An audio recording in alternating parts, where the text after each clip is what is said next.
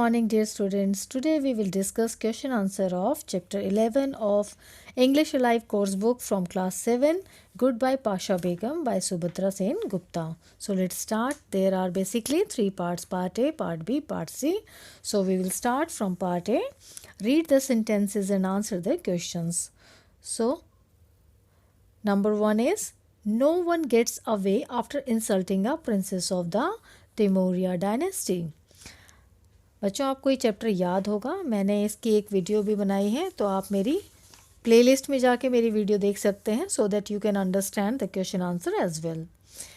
So on basis of this line there are 2-3 questions. So number A, name the speaker. Who is the speaker? Begum Sahiba was the speaker. Number B, what was insulting to the speaker. Speaker के क्या insult इसमें थी? So answer is, Bindi reply to Begum Sahiba in anger. बिंदी ने बेगम साहिबा से जो उन्होंने जवाब उसने दिया बहुत गुस्से में दिया था. उसने क्या बोला था? That she is not going to do slave work. उसने कहा था मैं ये स्लेव का काम नहीं करूँगी. Number C, what did she do next. फिर उसने आगे क्या किया बेगम साहिबा ने? She raise the whip to beat the Bindi. उन्होंने क्या किया? उन्होंने विप उठाया. बच्चों विप का मतलब होता है चाबुक, जिसे पीटा जाता है, मारा जाता है. तो उन्होंने बिंदी को मारने के लिए विप को उठाया. Now number 2, what are you doing Roshan. How many times have I told you that no one will be whipped. ये किसने कहा? Name the speaker. Pasha Begum was the speaker. इसकी स्पीकर थी पाशा बेगम. ये पाशा बेगम ने कहा था कि रोशन तुम क्या कर रही हो? कितनी बार मैंने तुम्हें कहा है कि किसी को भी चाबुक नहीं लगेगा. ठीक है बच्चों, understand. Now move to the next page. B, question number B, how was the speaker related to the रोशन.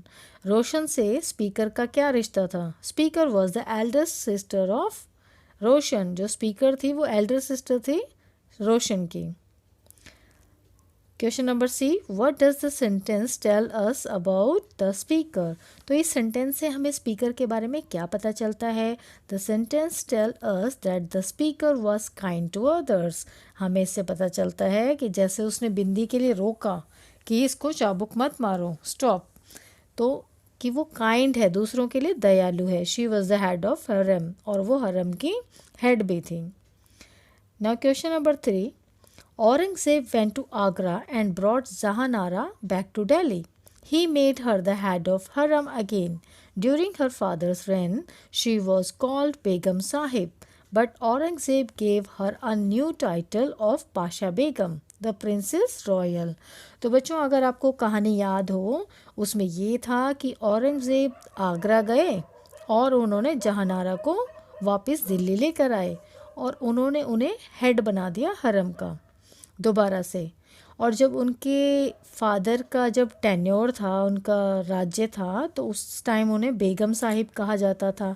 लेकिन औरंगज़ेब ने उन्हें एक नया टाइटल दे दिया पाशा बेगम का. पाशा बेगम का मतलब है princess, royal princess.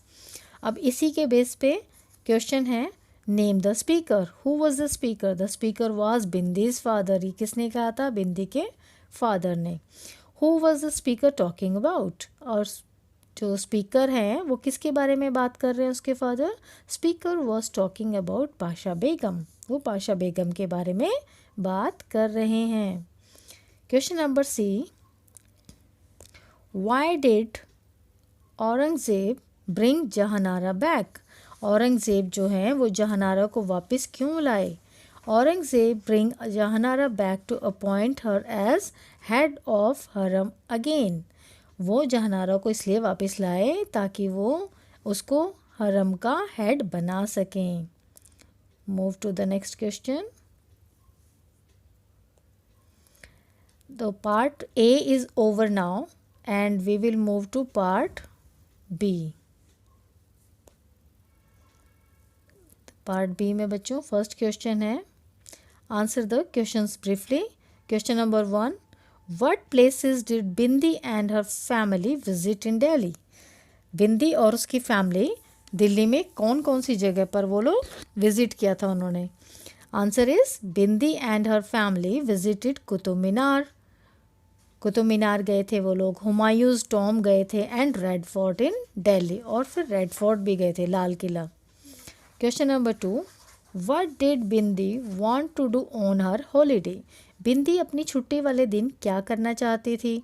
Bindi want to do more something more exciting on her holiday. बिंदी कुछ ज़्यादा एक्साइटिंग कुछ करना चाहती थी अपनी छुट्टी वाले दिन। Why did Bindi want to rest? अब बिंदी क्यों रेस्ट करना चाहती थी?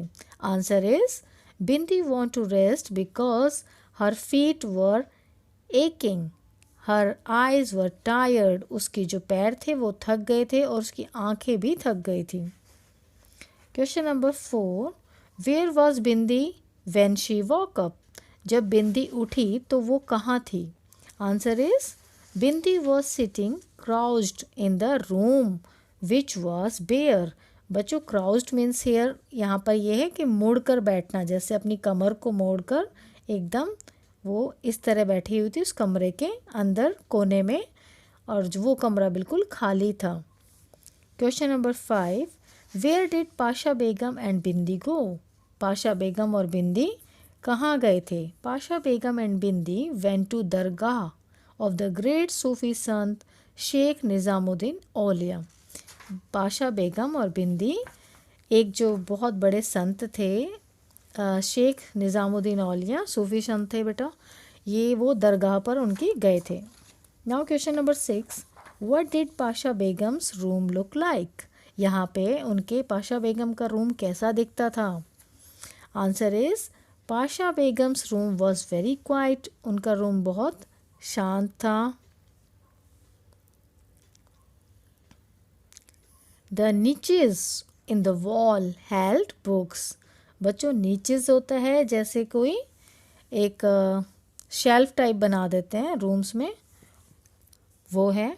तो वो उसकी जो वॉल में जो नीचेज बने हुए थे वहाँ पर बुक्स रखी हुई थी। There was a big bound volume placed in a wooden stand. और एक लकड़ी का जो बहुत बड़ा स्टैंड था उसके अंदर बहुत बड़ी वॉल्यूम बुक्स के रखे हुए थे। ठीक है, clear up to here? Now move to the next question. Question number 7, what happened when Bindi tried to touch Pasha Begum? जब बिंदी ने पाशा बेगम को टच करना चाहा तो क्या हुआ? Answer is when Bindi tried to touch Pasha Begum it felt like she was touching a cloud. जैसे ही बिंदी ने टच करना चाहा पाशा बेगम को तो उसे ऐसा लगा मानो उसने किसी बादल को छू लिया हो। She looked up and Pasha Begum had vanished. और जैसे उसने ऊपर देखा तो पाशा बेगम जो है गायब हो चुकी थी।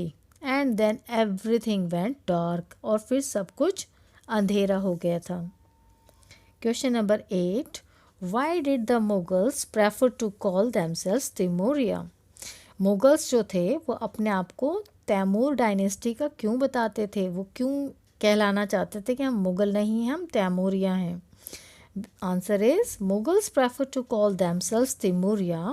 वो अपने आप को तैमूरिया क्यों इसलिए कहलाना चाहते थे? As descendants of the Persian conqueror Timur the lame. वो पर्शियन कॉन्करर जो था तैमूर, वो उसके वंशज बनना चाहते थे, बल्कि वो उनकी मदर साइड का था सरनेम, इसलिए वो तैमूर यूज़ करना चाहते थे। सो बच्चों यहाँ पर पार्ट बी ओवर हो जाता है। Now we will move to part C. Think and answer the questions. तो question number 1, why do you think Bindi didn't tell her family about the episode? ये बच्चों जितना भी एपिसोड बिंदी के साथ घटा वो टाइम ट्रेवल में चली गई, मुगल एरा में चली गई, एंड शी मेट पाशा बेगम, रोशन आरा, ठीक है। तो इन सब के बारे में उसने अपनी फैमिली को कुछ भी नहीं बताया। क्यों नहीं बताया? The question is this. So answer is Bindi time travels into the Mughal era. Bindi जो है वो टाइम ट्रेवल किया उसने मुगल एरा में। She met Pasha Begum over there. वो वहाँ पे पाशा बेगम से मिली। She didn't tell her family about the episode. उसने अपनी फैमिली को पूरा एपिसोड के बारे में नहीं बताया, because she felt that it was her dream, उसे कुछ ऐसा लगा कि शायद वो एक सपना था। And if she shares this episode with someone, अगर वो किसी के साथ ये एपिसोड शेयर भी करती, they might not believe on her story, तो वो उसकी उस कहानी पर कोई भी विश्वास नहीं करता, इसलिए उसने यही सोचा कि मैं किसी को नहीं बताती। Clear up to here? Now move to the next page. Question number 2, do you think Bindi really travelled in time and went into the Mughal era? आपको क्या सच में लगता है कि बिंदी जो है उसने इस समय में ट्रैवल किया है मुगल एरा में, और was it all a dream, और क्या आपको लगता है कि ये एक सपना था? Give reasons for your answer, अपने आंसर के लिए आपको रीजंस देने हैं। Now answer is, I think Bindi really travelled in time and went into the Mughal era, because before going into the Mughal era she didn't had enough knowledge about Mughal era. बच्चों, मैंने answer यहाँ पर ये लिखा है कि हमें लगता है कि वो सच में टाइम ट्रैवल उसने किया है और वो सच में मुगल एरा में चली गई थी, बिकॉज उसको जाने से पहले उसे हिस्ट्री में बिल्कुल भी इंटरेस्ट नहीं था। Even she don't know about Pasha Begum, about Aurangzeb and Roshan Ara, लेकिन she didn't had enough knowledge about the Mughal era, उसे मुगल एरा के बारे में कुछ अधिक जानकारी नहीं थी, अधिक क्या बिल्कुल भी नहीं थी। But after time travel she came to know, लेकिन टाइम ट्रेवल के बाद उससे काफ़ी चीज़ें पता चली, जैसे जहानारा बेगम के बारे में, रोशनारा बेगम के बारे में, औरंगज़ेब के बारे में। She also came to know about Sufi sant Sheikh Nizamuddin औलिया, और उसने बाद में जिक्र भी किया कि सूफ़ी संत शेख निज़ामुद्दीन औलिया के बारे में भी उसने बताया। तो ये सब कैसे हमें यही लगा कि वो सच में टाइम ट्रैवल करके आई है, तभी उसे इतनी जानकारी हुई है। ठीक है बच्चों, clear up to here? Now move to the next question. Do you think history fascinated Bindi right from the beginning of the story? Why और वाई नॉट? क्या आपको लगता है कि इतिहास जो है वो बिंदी को लुभाता था या उसे पसंद था इस कहानी के शुरुआत में? ऐसा है क्यों और क्यों नहीं? तो आंसर क्या है देखते हैं। History did not fascinated Bindi right from the beginning of the story. जो इतिहास है वो बिंदी को अट्रैक्ट नहीं करता है कहानी की शुरुआत में, because we came to know from the story, क्योंकि हमें कहानी से पता चला है that she bored of sightseeing monuments on her holiday, क्योंकि उसके हॉलीडेज़ में जब छुट्टियों में उसने जो साइट सीइंग से जो मॉन्यूमेंट्स देख रही थी वो हिस्टोरिकल, उन सबसे वो बोर हो चुकी थी। His father was an amateur historian, उसके जो फादर थे वो एक शौकिया तौर पे इतिहासकार थे। Who took them a tour of monuments in Delhi, जो उन्हें हिस्टोरिकल मॉन्यूमेंट्स के टूर पर दिल्ली में ले आए थे। Bindi did not took any interest in seeing historical monuments, और बिंदी ने बिल्कुल भी उसमें रुचि नहीं ली हिस्टोरिकल मॉन्यूमेंट्स को देखने में। तो इससे हमें क्या पता चलता है कि उसे हिस्ट्री में, इतिहास में बिल्कुल भी दिलचस्पी नहीं थी। Now question number 4, what according to you made Bindi start developing interest in history? बच्चों, आपके अकॉर्डिंग आपको क्या लगता है कि बिंदी ने कैसे उसका डेवलप हुआ, कैसे उसको इंटरेस्ट आया हिस्ट्री में? ठीक है, move to the answer, and the answer is after travelling into time of Mughal era, Mughal era में ट्रैवल करने के बाद Bindi developed interest in history, Bindi का जो है इतिहास में इंटरेस्ट, जो उसकी रुचि जाग गई थी। She was quite impress by Pasha Begum, वो पाशा बेगम से काफ़ी इम्प्रेस थी। And to know more about the past of Pasha Begum she was keen interest in history, उसका इतिहास में काफ़ी रुचि हो गई थी, उसको उससे जानना था कि पाशा बेगम के साथ बाद में क्या हुआ, उसका पास्ट क्या था, उसका फ्यूचर क्या था, पाशा बेगम के बारे में सब कुछ वो जानना चाहती थी। इसलिए हमें इससे पता चलता है कि उसका इतिहास में इंटरेस्ट हो गया था। Now move to the next question, question number 5, what if like Bindi you time travelled into the past. बच्चों, अगर आपको भी बिंदी की तरह टाइम ट्रेवल का मौका मिले इतिहास पास्ट में, भूतकाल में, which era would you like to travel to, आप किस एरा में जाना चाहोगे, and whom would you like to meet, और आप किससे मिलना चाहोगे। Give reasons for your answer, आप उसके लिए अपने रीजंस दे सकते हैं। तो आप बच्चों, ये एक ऑप्शनल क्वेश्चन है, फिर भी मैंने इसका आंसर लिखा है। आप अपने अपने पॉइंट ऑफ व्यू से लिख सकते हैं, बट मैंने अपने पॉइंट ऑफ व्यू से अपना विश लिखी है।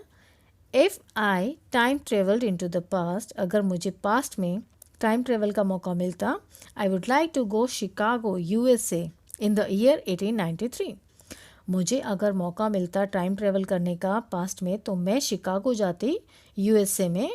किस सन में जाना चाहती थी मैं? 1893 में, जहाँ की Swami Vivekananda delivered his great speech at the parliament of the worlds religion, जहाँ पे पार्लियामेंट ऑफ वर्ल्ड रिलीजन, जहाँ पे एक सभा का आयोजित हुआ था, वहाँ पे ग्रेट स्वामी विवेकानंद जी ने एक ग्रेट स्पीच दी थी वहाँ पर। वो मैं अपने I wish I could witness his speech, मैं चाहती थी कि वो स्पीच मैं उनकी विटनेस करूं। ठीक है बच्चों, these were all about the question answer of this chapter. Thank you for watching. I hope you understand all the question answer. Thank you.